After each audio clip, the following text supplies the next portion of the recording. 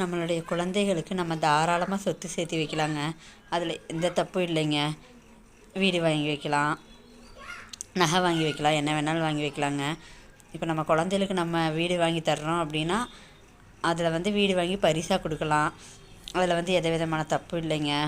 நம்ம குழந்தைக நம்ம வீட்டுக்குள்ளே கால் வைக்கும்போது அந்த வீட்டு தரையில் கால் வைக்கணுங்க. இன்னொருத்தரோட கண்ணீரில் கால் வைக்கக்கூடாதுங்க. வீடு விற்பனைக்கு இருக்கும், விற்கிறவங்ககிட்ட வீடு வாங்கலாம். ஒருத்தரை ஏமாற்றி ஒரு வீட்டை வாங்கி அதை நம்ம குழந்தைகளுக்கு கொடுக்கக்கூடாதுங்க. அதில் வர்ற சந்தோஷம் கண்டிப்பாக நிலைக்காதுங்க. நீங்கள் ஒருத்தரை ஏமாற்றி ஒரு வீடு வாங்கிட்டீங்க அப்படின்னா அது உங்களுக்கு ரொம்ப சந்தோஷமாக இருக்குங்க. ஆனால் ஏமாந்தவங்களுக்கு எப்படி இருக்கும் அப்படின்னு ஒரு நிமிஷமாவது ஏமாத்துறவங்க கண்டிப்பாக யோசனை பண்ணி பாருங்கள். போகும்போது என்னத்தைங்க நம்ம கொண்டு போக போகிறோம்? அவங்கவுங்க பொருள் அவங்கவுங்க வச்சுக்கலாம். யாரையும் ஏமாற்றக்கூடாதுங்க. கண்டிப்பாக அந்த ஏமாந்தவங்களோட வலியும் வேதனையும் சாக வரைக்கும் அவங்களுக்கு இருக்குங்க. பதிவு பிடிச்சிருந்தா லைக் பண்ணுங்கள், ஷேர் பண்ணுங்கள், மஞ்சள் பேன் சேனலை சப்ஸ்கிரைப் பண்ணுங்கள். ஓகேங்க, தேங்க்யூ.